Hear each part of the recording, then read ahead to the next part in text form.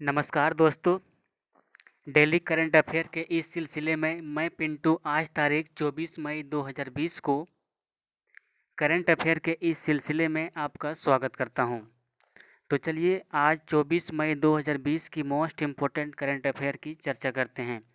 तो चलिए बिना देरी किए हुए स्टार्ट करते हैं। आज का नंबर 1 क्वेश्चन है, हाल ही में विश्व कछुआ दिवस कब मनाया गया है? हाल ही में विश्व कछुआ दिवस कब मनाया गया है? तो इसका ऑप्शन नंबर सी होगा 23 मई। 23 मई को अभी विश्व कछुआ दिवस मनाया गया है। अब बात कीजिए कि विश्व कछुआ दिवस मनाया क्यों जाता है, क्या इम्पोर्टेंस है कछुआ का इस पूरे ब्रह्मांड में, इस पूरे पृथ्वी में जो विश्व कछुआ दिवस मनाया जाता है। तो कछुआ और कछुआ के प्राकृतिक आवास के संरक्षण बढ़ाने के लिए, ठीक है, उसका जागरूकता फैलाने के लिए ये मनाया जाता है। जैसे अभी जितने भी जानवर हैं, जंगली जानवर या जो प्राकृतिक रूप से रहते हैं, जैसे कछुआ हो गया, शेर हो गया, बाघ हो गया, जितने भी जानवर जो प्राकृतिक रूप से रहना चाहते हैं, उसका जो आवास है सो लोगों के द्वारा ख़त्म कर दिया जा रहा है। कहीं पे रोड बना के, कहीं पे पहाड़ी काट के, या इसी तरह करके बहुत सारे चीज़ ऐसी मानव द्वारा गतिविधियाँ की जा रही है जिससे कि जंगली जानवरों का यह जो जो प्राकृतिक आवास में रहना चाहते हैं उसका संरक्षण को ख़त्म कर दिया। तो उसी के संरक्षण के संदर्भ में विश्व कछुआ दिवस को 23 मई को मनाया जाता है। ये जो आप इमेज में देख रहे हैं यही है विश्व कछुआ दिवस का इमेज। ठीक है, अब बात कर लेते हैं थोड़ा सा दूसरा डेट का। जैसे ऑप्शन नंबर ये में है 15 मई। तो 15 मई को मनाया जाता है परिवार दिवस, और आज मनाया जा रहा है कछुआ दिवस 23 मई को। और इसका कल जस्ट पहले मनाया गया था जैव विविधता दिवस, विश्व जैव विविधता दिवस। तो क्वेश्चन नंबर 1 से आपको इतनी जानकारी प्राप्त करनी है। चलिए नेक्स्ट क्वेश्चन पे।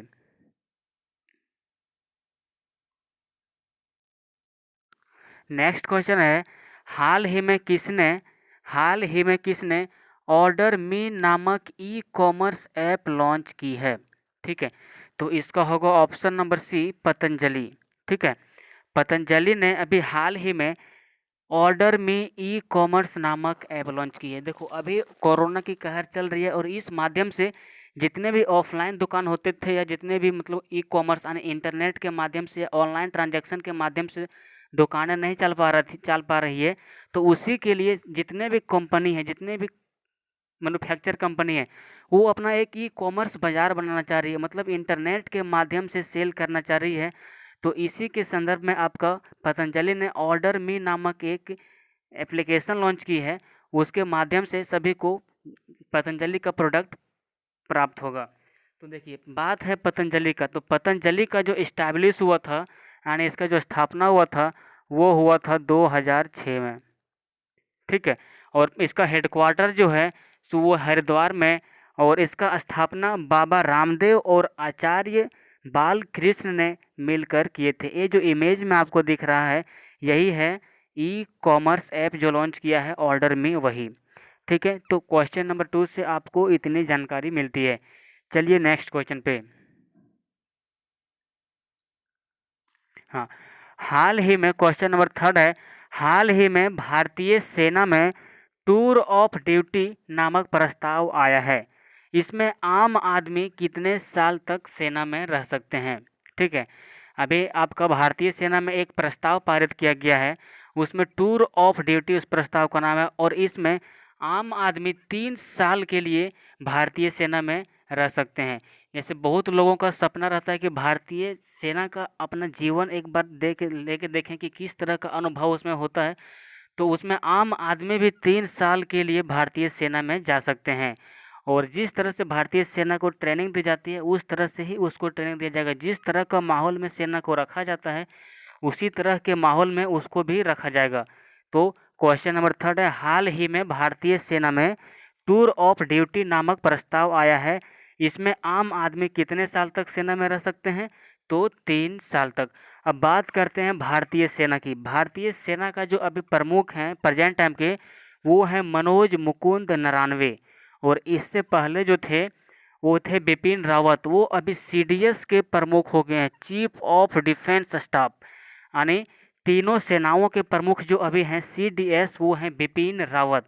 ओके, तो क्वेश्चन नंबर 3 से आपको इतनी जानकारी मिलती है। चलिए नेक्स्ट क्वेश्चन पे। क्वेश्चन नंबर 4 में है, हाल ही में फिक्की लेडीज ऑर्गेनाइजेशन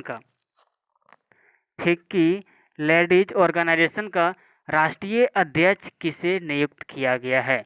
तो अभी जान हबीब फुकन को फिक्की लेडीज ऑर्गेनाइजेशन का राष्ट्रीय अध्यक्ष नियुक्त किया गया है। अब बात करते हैं इस फिक्की का, इसका फुल फॉर्म क्या होता है। तो फिक्की का फुल फॉर्म होता है federation of Indian chambers of commerce and industry. इस फिक्की का फुल फॉर्म ये होता है, और इसकी जो स्थापना हुई है वो हुई है 1927। फिक्की का स्थापना 1927 में हुआ है, और इसका जो हेडक्वार्टर है वो है दिल्ली। ठीक है, फिक्की का हेडक्वार्टर दिल्ली है, और इसका अभी प्रेजेंट टाइम का जो प्रेसिडेंट हैं फिक्की के वो हैं संगीता रेड्डी। तो क्वेश्चन नंबर 4 से आपको इतनी जानकारी मिलती है। चलिए नेक्स्ट क्वेश्चन पे। नेक्स्ट क्वेश्चन है क्वेश्चन नंबर 5। हाल ही में श्यामला जी भावे का निधन हुआ है, वह कौन थी? हाल ही में श्यामला जी भावे का निधन हुआ है, वह कौन थी?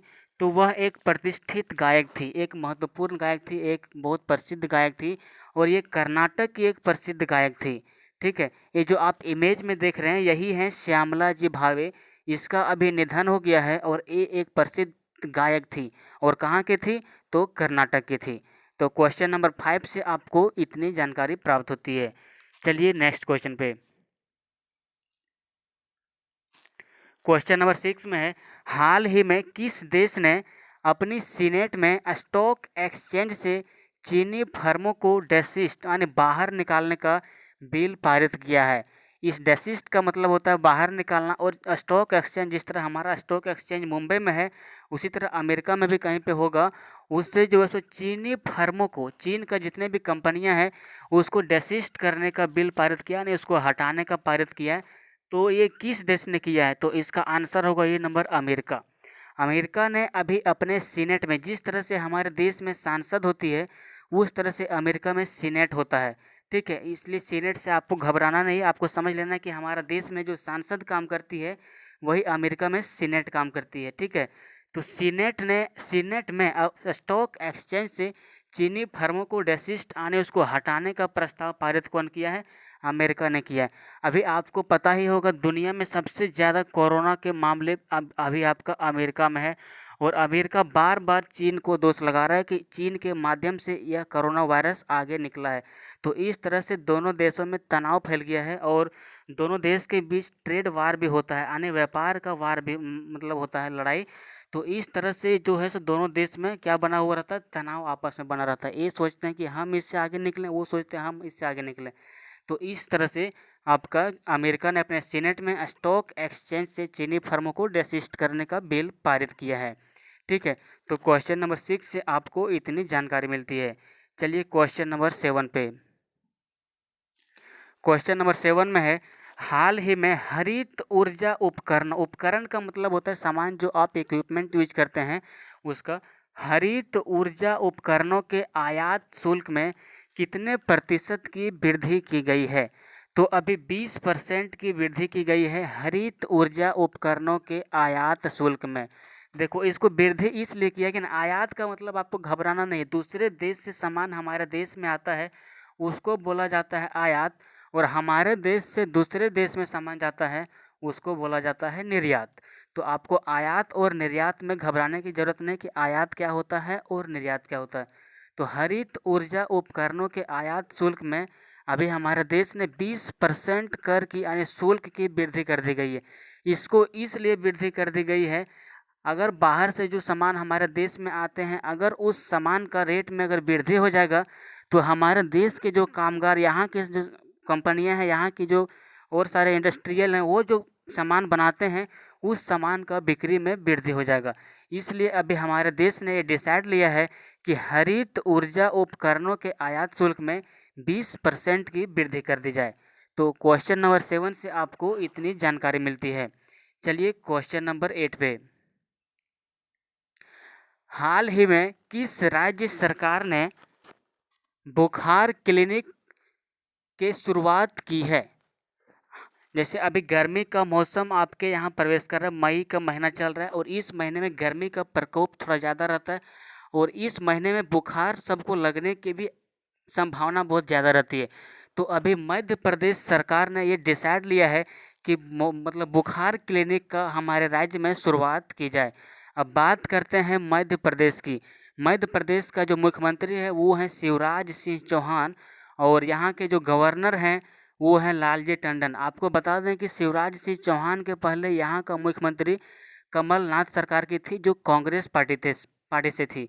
तो आपको मध्य प्रदेश से इतनी जानकारियाँ प्राप्त होनी। हाँ, एक चीज़ और आपको इससे जानकारी प्राप्त होना है कि मध्य प्रदेश सरकार ने एक योजना लॉन्च की थी जिसका नाम था जीवन अमृत योजना, जिसमें 50-50 ग्राम के त्रिकूट का जो होता है पैकेट वो सबको घर में डिलीवर किया जा रहा था। जो कोरोना के जो प्रकोप सब पर फैल रहा है उससे उसका इम्यूनिटी पावर बढ़ेगा और कोरोना का प्रकोप उस पर कम पड़ेगा। ठीक है, और एक और स्टार्ट किया था योजना जीवन शक्ति योजना। इस योजना के माध्यम से महिलाएं मास्क बनाएंगी और उसको 11 रुपया में मार्केट में वो सेल करेगी। तो इस तरह से वहाँ पे रोजगार भी बना रहेगा और जो मास्क बनाने की प्रक्रिया है वो भी चलती रहेगी। और एक और ऐप यहाँ के स्टूडेंट के लिए लॉन्च किया गया था, वो था top parent app. Top parent app के माध्यम से यहाँ पे ऑनलाइन शिक्षाएं दी जा रही है अभी। तो आपको मध्य प्रदेश से इतनी जानकारियाँ प्राप्त होनी चाहिए। चलिए क्वेश्चन नंबर 9 पे। ये मोस्ट इम्पॉर्टेंट क्वेश्चन है। पूरा दुनिया में भारत की क्या स्थिति है, भारत कितना बलवान देश है, कितना ताकतवर देश है, इसका इस क्वेश्चन से पता चलता है। तो क्वेश्चन नंबर 9 हमको बता रहे हैं, हाल ही में डॉक्टर हर्षवर्धन को, जो हमारे देश के भी प्रेजेंट टाइम के स्वास्थ्य मंत्री हैं, को किस संगठन के कार्यकारी बोर्ड के अध्यक्ष के रूप में नियुक्त किया गया है? अध्यक्ष बनना इस कार्यकारी बोर्ड का एक बहुत बड़ी मायने रखती है पूरे विश्व में। तो अभी WHO वर्ल्ड हेल्थ ऑर्गेनाइजेशन एक संगठन है जो पूरी दुनिया का स्वास्थ्य का नज़र रखती है। उस संगठन का कार्यकारी बोर्ड के अध्यक्ष के रूप में अभी हमारे देश के present time doctor Harshvardhan Singh Rathore को नियुक्त किया गया है। इसके बारे में बता दिया आपको कि हमारे देश के अभी स्वास्थ्य मंत्री। अब आप बोलेंगे डॉक्टर हर्षवर्धन सिंह राठौर को ही यहाँ नियुक्त क्यों किया गया, हमारे देश में और सारे भी नेता हैं। तो इसका मतलब ये हमारे देश के अभी हैं हेल्थ ऑर्गेनाइजेशन, मतलब ये स्वास्थ्य की समस्याओं को देखते हैं और WHO भी स्वास्थ्य की समस्याओं को देखता है।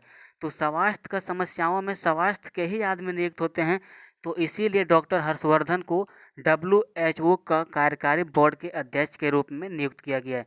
तो क्वेश्चन नंबर 9 से आपको इतनी जानकारी प्राप्त होती है। चलिए क्वेश्चन नंबर 10 पे। ठीक है, क्वेश्चन नंबर 10 में है, हाल ही में दुनिया का दूसरा सबसे बड़ा PPE किट निर्माता कौन बना है? हम इस क्वेश्चन का आंसर बताने से पहले आपको बता दें इस PPE किट के बारे में। इसका मतलब होता है पर्सनल प्रोटेक्टिव इक्विपमेंट, यानी पर्सनल का मतलब होता है खुद अपना, प्रोटेक्टिव का मतलब होता है बचाव और इक्विपमेंट का मतलब होता है सामान। अपने शरीर का बचाव के लिए जो डॉक्टर पहनते हैं वो पूरा पोशाक, उसी पोशाक को बोला जाता है PPE किट। ठीक है, और उसका निर्माण करने में अभी भारत पूरा दुनिया में दूसरे स्थान पे है। अब बात बोलिए कि पहले स्थान में कौन है भाई, तो पहले स्थान में चीन है, क्योंकि चीन में सबसे पहले ये वायरस का प्रकोप आया था, कोरोना वायरस का। तो चीन इस मामले में थोड़ा आगे है और हाँ, चीन थोड़ा इंडिया से आगे है, ये बात बिल्कुल सच है, इसमें कोई कहने की बात नहीं है। तो अभी पूरा दुनिया में सबसे बड़ा PPE किट निर्माता कौन बना है, तो भारत बना है। तो आज का क्वेश्चन 10 यानी 10 क्वेश्चन इस तरह से कंप्लीट होता है। आपको बता दें कि अगर इस चैनल से आपको कुछ लाभ मिलता है तो हमारे चैनल को सब्सक्राइब कीजिए और वीडियो अच्छा लगता है तो लाइक कीजिए और अपने फ्रेंड के साथ शेयर कीजिए। हाँ, अगर किसी तरह का मन में कन्फ्यूजन हो तो आप कमेंट बॉक्स में पूछ सकते हैं और इसका जो क्वेश्चन का आंसर की है आपका नीचे में दिया हुआ है।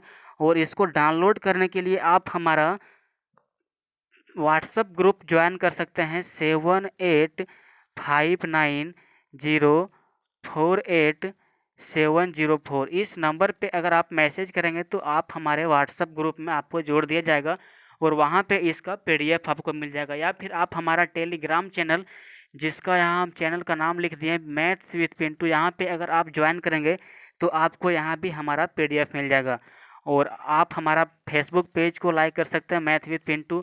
हमारा हमको आप फॉलो कर सकते हैं इंस्टाग्राम पे, हमारा ट्विटर हैंडल है @पिंटू कुमार।